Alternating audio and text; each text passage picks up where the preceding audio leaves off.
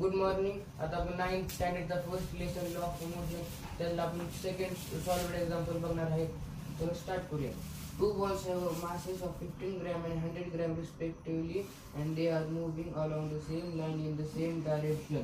आपल्याकडे दोन बॉल आहेत. पहिल्याचा मास आहे 100 ग्रॅम आणि दुसऱ्याचा मास आहे 100 ग्रॅम आणि ते जर एका सेम वेलोसिटीने सेम डायरेक्शन मध्ये ट्रॅव्हल करत आहे with velocity of 3 meter per second and 1.5 meters per second. आता ह्याची वेलोसिटी किती 3 मीटर पर सेकंड आणि सेकंड बॉलची वेलोसिटी आहे 1.5 मीटर पर सेकंड. त्याची इनिशियल वेलोसिटी.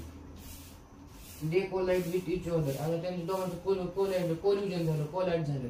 ते दोघं कोलाइड झाल्यानंतर एखादा बॉल इकडे जाऊ शकतो किंवा इकडे जाऊ शकतो, कुठे जाऊ शकतो. पण आपण या बॉलला इकडे ठरवूयात, आपण इकडे जाताना मानूया. And the first ball moves with a velocity of 2.5 meter per second. पहिल्या बॉलची फायनल वेलोसिटी आपल्याला दिली 2.5 मीटर पर सेकंड. आता आपल्याला सेकंड बॉलची फायनल वेलोसिटी आपल्याला काढायची. तर आपलं गिव्हन बघूयात. पहिल्यांदा mass of the first ball. First बॉलचं मास किती आहे 500 ग्रॅम आणि त्याला आपल्याला केजी मध्ये कन्वर्ट करायचे. तर केजी मध्ये किती 0.5 केजी. सेकंड बॉलची मास आहे 100 ग्रॅम आणि त्याला केजी मध्ये कन्वर्ट केलं तर 0.1 केजी. आता फर्स्ट बॉलची इनिशियल वेलोसिटी आहे 3 मीटर पर सेकंड आणि सेकंड बॉलची इनिशियल वेलोसिटी आहे 1.5 मीटर. म्हणजे कोलाइड झाल्यानंतर ते कोल्युजन झाल्यानंतर त्याचं फर्स्ट बॉलची final velocity 2.5 meter per second. Second बॉलची फायनल वेलोसिटी आपल्याला फाइंड करायची. तर आपण बघूया. अकॉर्डिंग टू द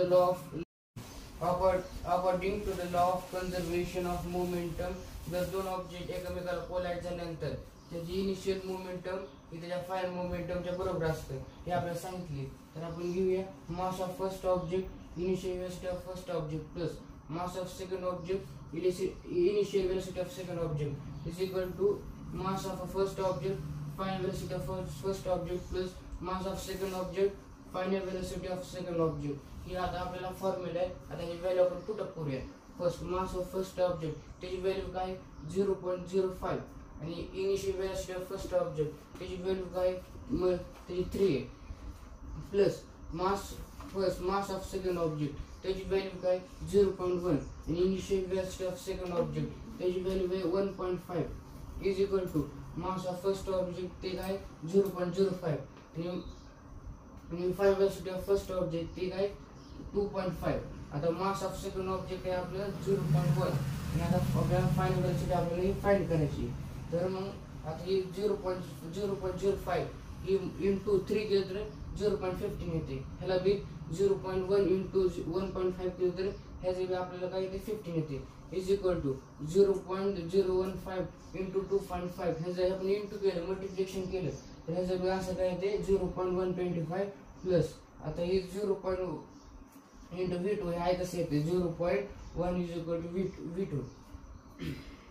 आता हे 0.15 प्लस 0.15 हे 0.13 येते आणि 0.13 लिहिलं काय किंवा 0.3 लिहिलं काय इक्वल होईल.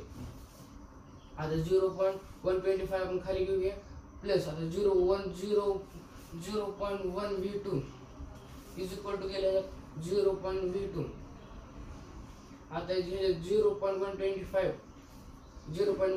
आणि 0.13 इथं ऍडिशन केलं तर 1.75 येते. आता 0.12 ला इथे आपण डिवायडेशन मध्ये घालूया तर 1.75 डिवायडेड बाय 0.1 हे आपलं आन्सर काय येते 1.75 मीटर पर सेकंड. आपल्याला आता final velocity of second other ball ही काय आपली आफ्टर कोलिजन झाल्यानंतर 1.75 meter per second. Good morning. आज आपण first lesson law of motion 9th class मधलं सॉल्व्ड एक्झाम्पल बघणार आहोत.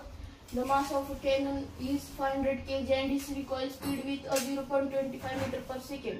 What is the movement of the cannon? So given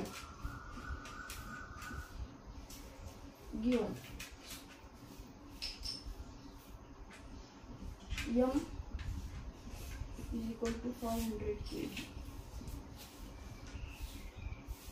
Velocity is equal to 0.25 meter per second. To find the momentum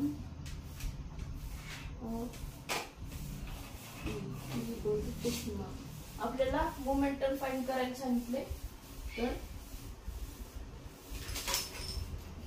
मोमेंटमचा formula आहे मास multiply by velocity. 500 multiply 0.25 is equal to 125 kg meter per second. आता बघा, पहिला आपण इकडे given घेतलं m, जे की आपल्याला इकडे दिलेलं आहे. m is equal to 500 kg. Velocity is equal to 0.25 ms.